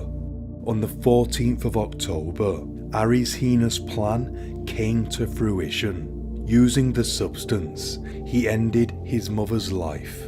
But that was only the start of the chilling events. With Beverly dead, Ari was faced with the daunting task of disposing of her remains. He dragged her body into the bathtub, where he proceeded to dismember her with a handsaw and a large kitchen knife, leaving deep gouges in the tub as he worked. For the next 24 hours, Ari meticulously chopped up Beverly's body and cleaned the house. Once her remains were in manageable pieces, he placed them in plastic storage containers filled with olive oil before stowing them away in the back of the car. Seth and Ron were both gripped by a deep sense of foreboding, a gnawing feeling that something was seriously amiss. Despite their best efforts to remain calm, an unsettling fear began to take hold of them. Ron's heart raced as he dialed his ex-wife's number, hoping for some reassurance. But the voice on the other end, it was Ari, pretending to be his mother. Ron knew in his gut that something was wrong. Without wasting another moment, Seth and Ron sprang into action, setting up a missing persons report. The icy grip of fear tightened around them as they contemplated the possibilities of what might have happened to their loved one. The police arrived at Beverly's house, only to find her car missing. They felt a sense of unease as they searched the rest of the premises, but when they discovered her keys still inside the home, their worst fears began to take shape. As they combed through the house, they found traces of blood in the freezer and bathtub. The search continued, and the handsaw was uncovered, hidden away in the dishwasher. But what made their blood run cold were the traces of ligament still stuck inside the blade. Police traced Beverly's bank transactions, and it showed activity in the western slope. The discovery raised concerns about the motive behind her disappearance, adding to the already eerie situation. Not long after, a deputy who was stationed at Beverly's home reported seeing a car that resembled hers, and they alerted the authorities. While trying to intercept the car, a police officer pulled over the vehicle, but before he could approach it, the driver, Ari, sped away recklessly. There was a high-speed pursuit that ended in Ari crashing into a concrete wall. He attempted to flee the scene on foot, but was quickly apprehended. During his arrest, a police car dash cam recorded some interesting comments. Yeah, stay right there. I mean, you guys tell me to put my hands out the window and yeah, I said put your hands out the window, not start the car back up and take off. I can't tell right from wrong. I'm insane. My psychiatrist was convince you guys that there is not probable cause that I am legally sane to you press criminal charges. I think breaking most laws is the right thing to do because most people are demons. I think that everyone can read my mind, see the past, the future, and shape change. He is clearly saying these things as he believes he will be immune from prosecution. When officers checked Beverly's car, on the back seat they found 2 padlocked plastic containers with the remains of Beverly inside. Ari's plan was to take his mother's remains to a storage unit. As he drove to the desolate area where he planned to rent a unit, a cold sense of purpose fueled his every move. His intent was clear: to hide his mother far away from himself and others. But when he arrived, the reality of his dire financial situation struck him. His lack of foresight and poor judgment was chilling, and it seemed that he was oblivious to the gravity of his actions. With a desperate need for cash, he had no choice but to turn back and seek other means to fund his plan. His idea was to go home and sell his PlayStation, and this is where the officer spotted him. Ari was brought in for questioning, his words dripping with malice and deceit. His disturbing confession that he found his mother dead on the floor of their home was a thinly veiled attempt to deflect the blame from himself. His twisted mind had convinced him that his mother's death was her own doing, a justification for his sickening actions. But the true horror lay in the claims of his insanity, as he believed that this would absolve him of the crimes he had committed. Everyone has these telepathic powers. I don't understand why I'm here. You should be, commending me for being the way, the truth, and the light, and instead you get, in an accident and a little bit of a speeding chase with a Greenwood Village police officer, and it's like you want to end me because of one possibility that you see. His cold words revealed a warped sense of morality, and his assertion that his definition of right or wrong may be different from what others think. This, in his mind, was his get-out clause. He goaded the police by saying, "If you tell me your evidence, I can tell you why it didn't happen that way." It was clear that he had no remorse for his actions. He also added that they could not prove he was sane. "You know, my psychiatrist and therapist can prove that I have a completely inculpable state of mind and have had it for months." In his mind, so he said, his intentions were far from innocent, and his plan to plead insanity seemed like a feeble attempt to escape the justice he deserved. The conclusion of the state hospital's evaluation of Harry deemed that he was in fact sane and fit to stand trial. Even after being deemed competent to face the consequences of his actions, Harry clung to his defense of insanity. The prosecution laid bare the truth of Harry's twisted motives. They said, "There's a method in his madness," revealing a dark plot to murder his own mother. His festering anger at being cut out of her will and his unfounded blame of her for his health problems fueled his sinister scheme for years. Harry's defense team attempted to invoke sympathy for his mental illness, claiming that his actions were the result of complete psychosis. They insinuated that he was incapable of planning a murder due to his fragile state of mind, and criticised the way he had been treated in the past. But their attempts to garner leniency for him were met with a cold indifference. The jury refused to be swayed by the defense team's arguments and delivered a damning verdict. They seen the calculated nature of Harry's actions. His plan to kill his own mother had been carefully crafted over years. In the end, Harry's defense team's attempts to absolve him from his guilt failed miserably, and the chilling verdict: Harry Liggett was convicted of first-degree murder and was sentenced to life in prison without parole. Harry showed no emotion when sentenced, but did shift in his seat when the judge described his mother's unconditional love for her son. Beverly was quoted, "Her fear for her son became a fear of her son." After the hearing, Harry's sister, Livia, said her family had moved heaven and earth to get Harry help, but it wasn't enough. She said, "In the end, my brother is 100% guilty of his crime. Whether or not it could have been prevented, I don't know." That's the end of this episode. Until next time, stay sane. In 2016, a gruesome crime gripped the nation of Poland, one that saw the country thrust into the international spotlight.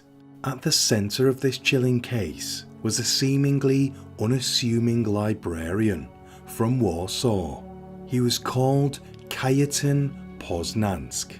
This unlikely suspect was accused of a brutal act, the victim being an Italian translator. He was motivated by an intention as macabre as it was horrifying: cannibalism. After he committed the gruesome crime, he did not stick around to face the consequences. Instead, he was hunted by Interpol, his face plastered all over international news. Poznansk, the mild-mannered librarian turned killer, had become one of Europol's most wanted men. I mean it when I say Poznansk was mild-mannered. I'm not joking. This guy was your quintessential librarian. To think that he could be so cold-hearted, so calculated. He would later testify in court that he killed the woman for some kind of self-improvement plan. Before we start, I want to say a quick thank you for watching, and I release videos weekly. So if you want to see more, please hit the like button and subscribe if you are new. It helps me out. Thank you. Kajan Poznański hailed from a distinguished family in the Poznan area. They were well respected and well connected. His mother served as a public prosecutor in Poznan, upholding law and order in their hometown. His father, on the other hand, was a successful entrepreneur, running a graphic design and image strategy company. Poznański's sister also showed a knack for business, owning an architecture firm in the city.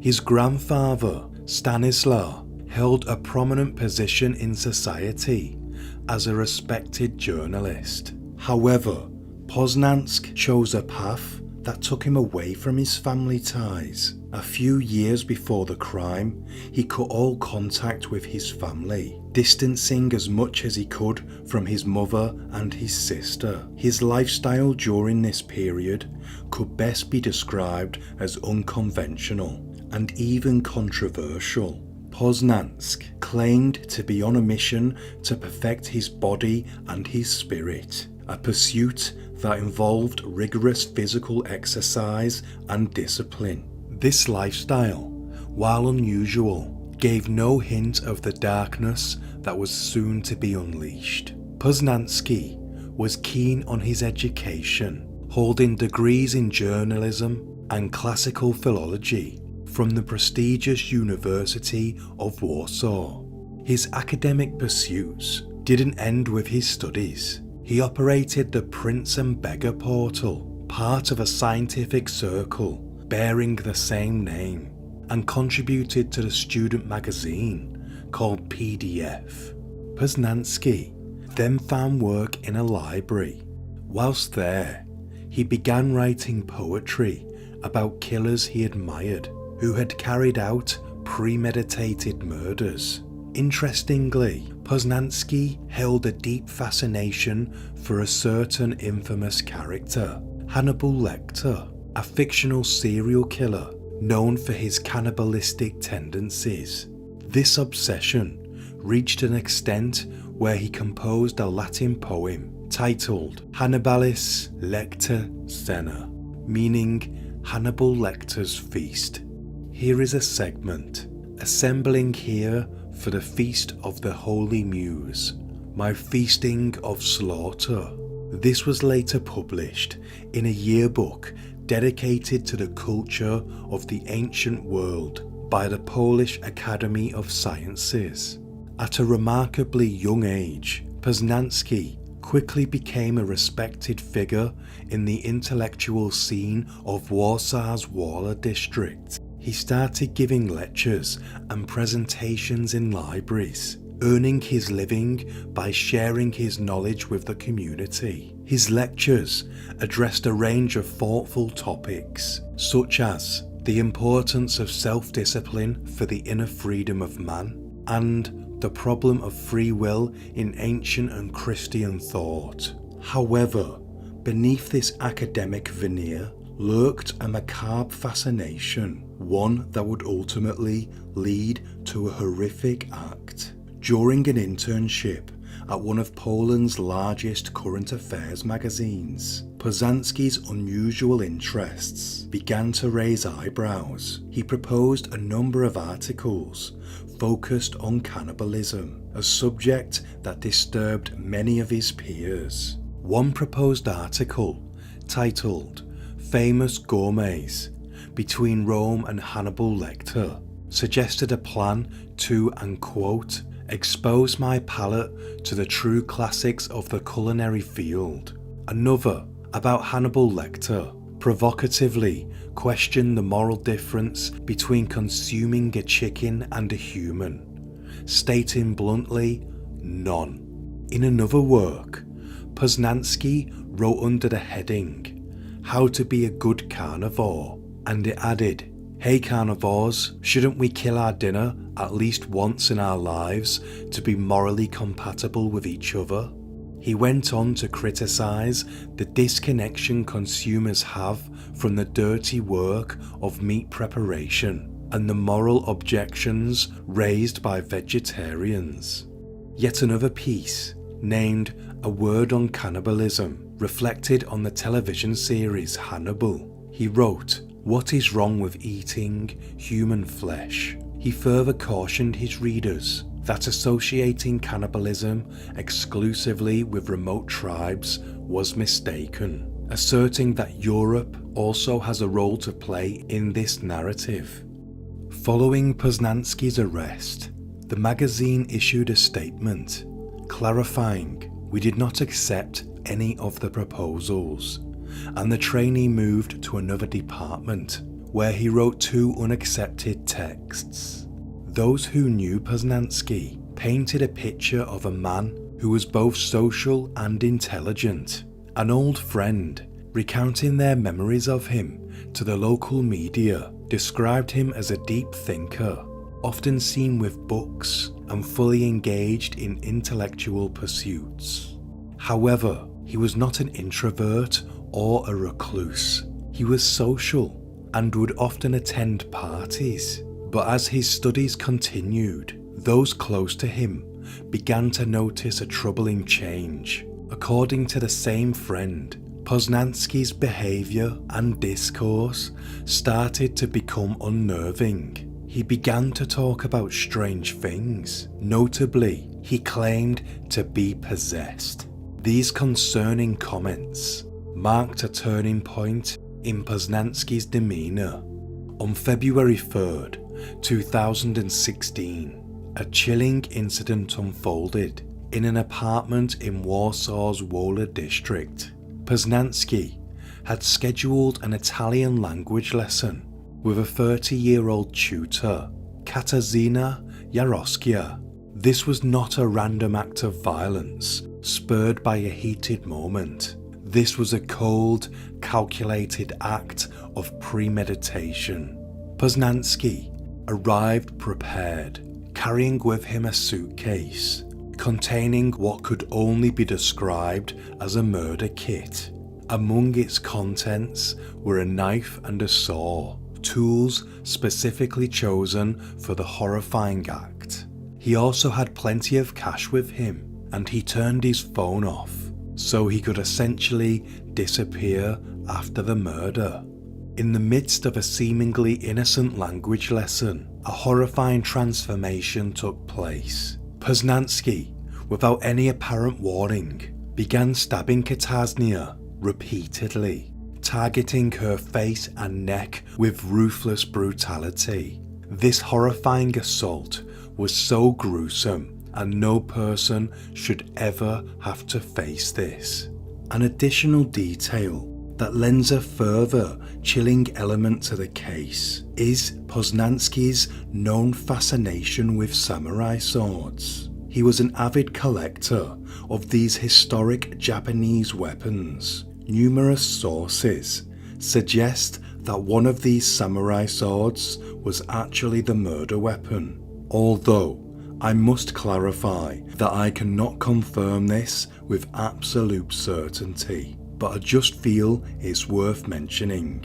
Regardless of the exact instrument of destruction, the outcome was tragic and brutal.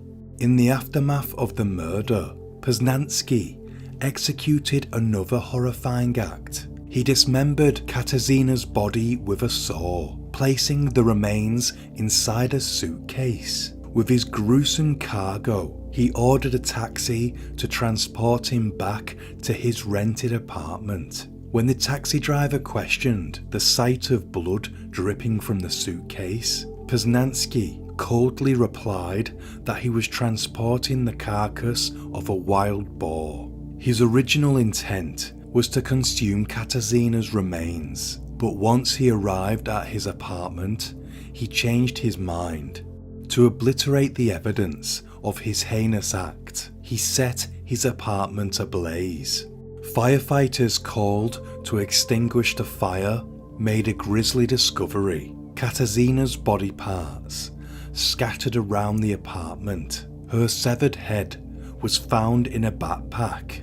According to local media, Katarzyna had intended to fly to Bologna, Italy, that very day to meet her boyfriend. Hailing from the Polish city of Radom, she was an experienced Italian language teacher who had studied art history and later applied linguistics at the University of Warsaw. In an attempt to justify his gruesome act, Poznański stated that he had to kill someone to get rid of the belief that a human life was worth more than a pig or a fly. This chilling statement encapsulates the twisted logic of the man. After the murder, Poznański, now a fugitive, fled Warsaw. He first returned to his hometown of Poznan and then caught a train to Berlin. From there, he boarded a flight to Bologna, Italy, a city where, ironically, the boyfriend of his victim lived. In Bologna, Poznański was so relaxed that he did a bit of sightseeing. According to a local guide who had shown him around, Poznański shown particular interest in the anatomical theatre of the Archignazio, a historic site where dissections of human and animal bodies were once conducted.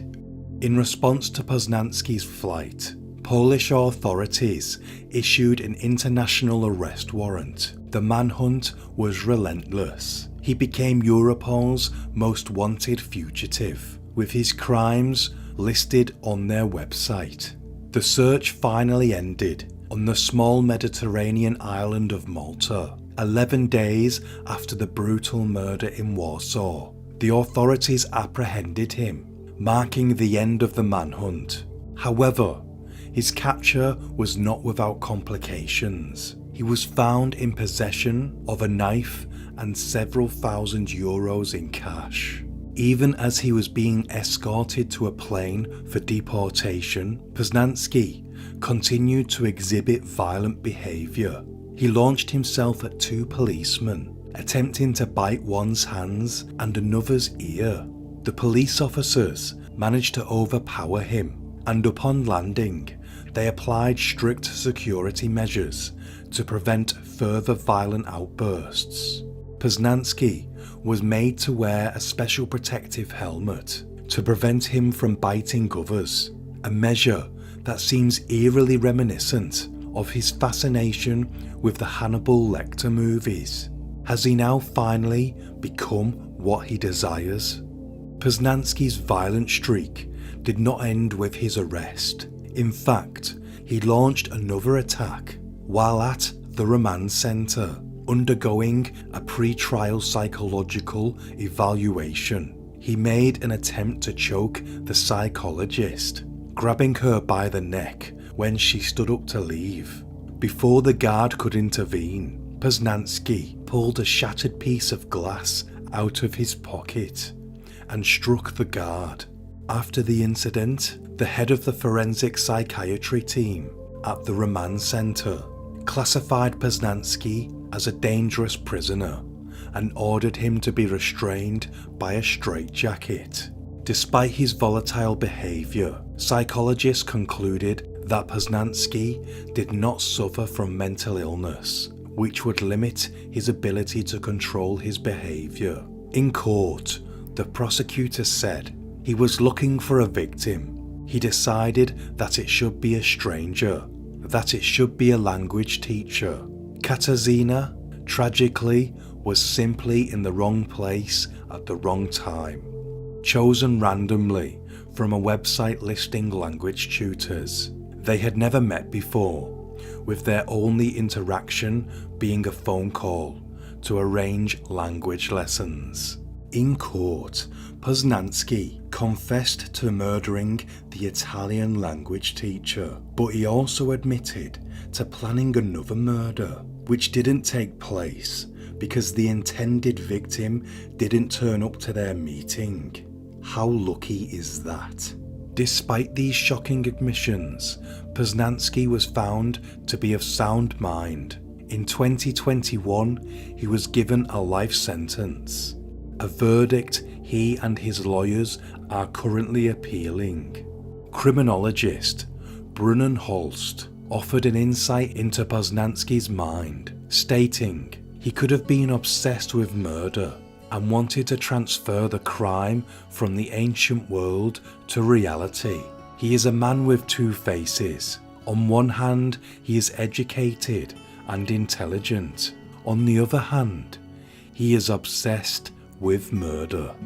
The blend of intellectual curiosity and violent obsession created the horrifying mind of Katijen Poznański, an extremely dangerous man. That's the end of this episode. Until next time, stay sane.